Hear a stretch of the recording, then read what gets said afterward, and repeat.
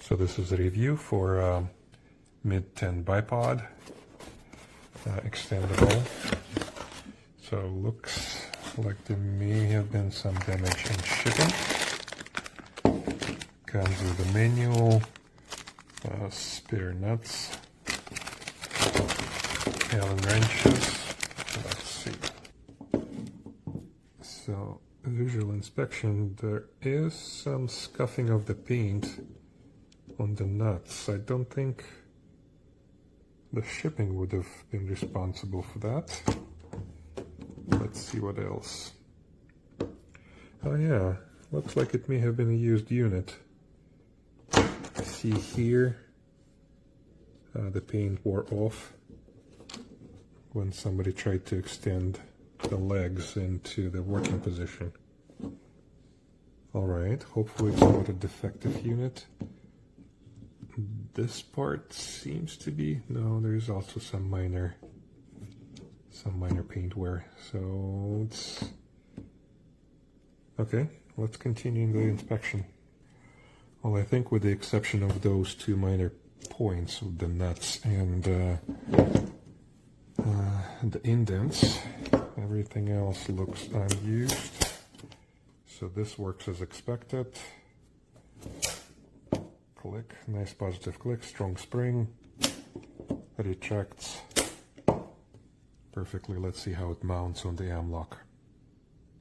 So the mounting was uneventful, just as described went in, but I also noticed that the screw finish is not 100%. There is a white spot as if it had been rubbed or not painted good enough. But so it comes in. The wobble is a bit too much, so maybe it can be tightened.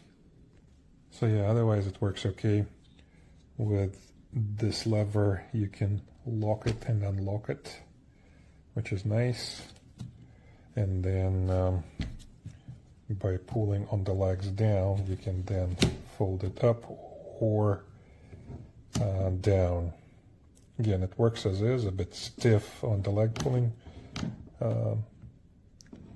But quite doable. Alright, so it will work. Minor deficiencies on the paint and finish, but oh well. Hi, Blake here with another review. This is MidTen M-Lock Bipod. Really nice. I mean, it's all metal, but still pretty lightweight. Not as lightweight as my polymer one, but I think I might have to switch out to this because of this function. So you have your, trying to get a good angle. Sorry, my lighting is not always the greatest. Multi-swivel point bipod with a quick, and when I say quick, I mean, you really do have to, like if you want it to be really sturdy, you have to really pull on it. It's a little bit of a burden on your fingers, but let's just kind of see the left to right. So as you can see, it's kind of offset there. So it has a pretty good range. And I think I might even be able to rig it up to where I could use my 45-degree offsets with the bipod still in use. So the only thing I'm not a huge fan of is how the how you reposition the legs. So you really kind of have to tug. Once you get it started, then it's not as bad.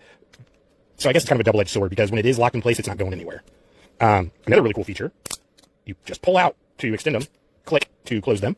And the one thing I wasn't super sure about, nope, yeah, they don't. So it does have pretty nice, as you can see, I forget what that design is called, but basically it's got grooves. So if you have in grass, pavement, like resting on like the edge of a like cinder block or something, it's going to catch on there and provide good stability. And then again, I just really like this quick, and it's also a fully, what's the word I'm looking for? Variable. No, not variable. I forget what the word is. But basically, it's smooth as opposed to click lock or anything like that. So you can like stiffen it up like it is right now, to where you have to put a good amount of pressure on it to reposition, or a little more even, and then you can still have adjustability, and then like all the way over, it's not going anywhere. Like I'm pushing as hard as I can to try and push it back. Like I think I might have nudged it. That's about it. And honestly, wish I hadn't. But no, really nice multi-position. I would absolutely recommend this.